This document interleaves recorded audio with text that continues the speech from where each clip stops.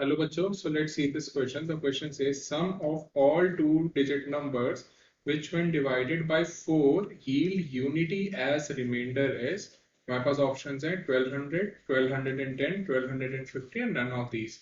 Okay, so यहाँ पे हम देख लेते हैं हमारा यहाँ पे key concept क्या use हो रहा है. So the key concept used here is we know that अगर हमें nth term of an AP calculate करना हो तो वो कैसे करते हैं a nth term is equals to a plus n minus 1 d जहाँ पे d हमारा कॉमन डिफरेंस होता है n नंबर ऑफ टर्म्स होता है a first term of that AP होता है and sum of these nth term of AP is equals to n by 2 a plus a nth term. Okay so यहाँ पे हमारा सम का ये फॉर्मूला यूज होता है. ठीक है, तो आप क्वेश्चन देख लेते हैं. क्वेश्चन में हमारे पास क्या गिवन है, when there is a two digit number which when divided by 4 yield unity as remainder. ठीक है, तो हमारे पास क्या आ जाएगा, मतलब वो 4 का मल्टीपल होगा और अगर उसमें रिमाइंडर में यूनिटी मींस 1 आ रहा है तो वो वहां पे हम +1 कर देंगे. तो हमारा नंबर क्या हो जाएगा, number will be in the form that is 4k plus 1 means वो 4 का मल्टीपल है और +1. राइट, अब जैसे यहाँ पे अगर मैं k को 1 पुट कर दूं तो मेरे पास क्या आ जाएगा, that is 4 into 1 plus 1, right, that is equals to 5. But ये नहीं हो सकता, हमें टू डिजिट नंबर निकालना है. राइट, तो हम देखते हैं हमारा कौन सा नंबर पुट करने पे यहाँ पे टू डिजिट नंबर स्टार्ट होगा. तो अगर मैं k को इक्वल्स टू 3 पुट करता हूं तो मेरे पास क्या आता है, 4 into 3 plus 1, 4 3 से 12 plus 1 that is 13. तो हम इसको ले सकते हैं.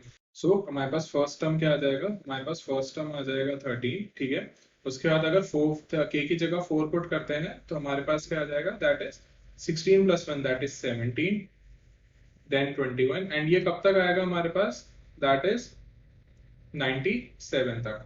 ठीक है, अब यहाँ पे हम चेक करते हैं क्या ये हमारी जो सीरीज फॉर्म हुई है क्या ये एपी है. एपी चेक करने के लिए क्या करेंगे, हम देखेंगे क्या इसका कॉमन डिफरेंस जो है वो इक्वल है. तो यहाँ पे क्या करते हैं, डी कैसे कैलकुलेट होता है, डी हमारा जो कॉमन डिफरेंस होता है that is a2 minus a1 means जो सेकंड टर्म है उसमें से फर्स्ट टर्म आप माइनस कर दो तो 17 माइनस 13 आपके पास क्या आ जाता है, that is 4.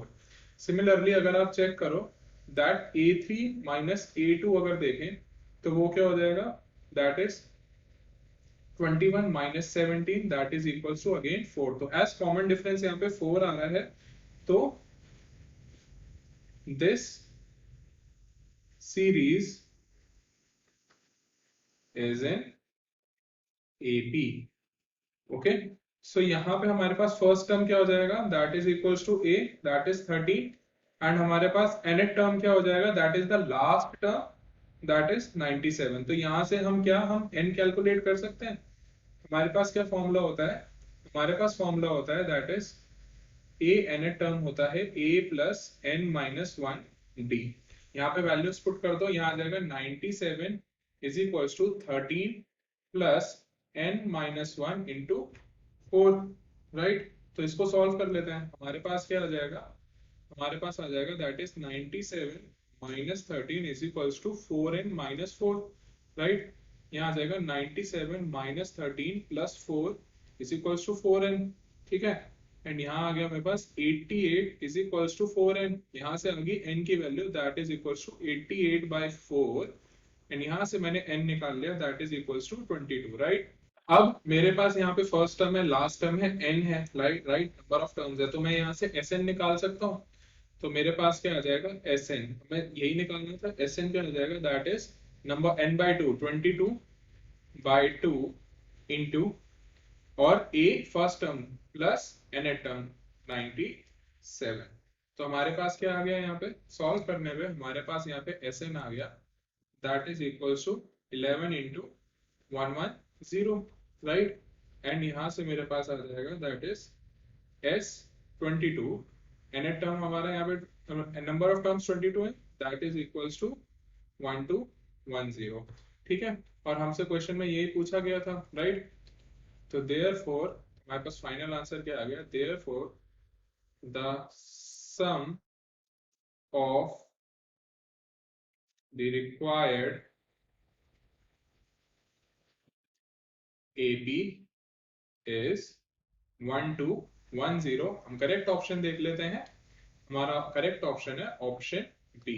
Okay, and this is your correct answer. So I hope you understood it well. Thank you and best of luck.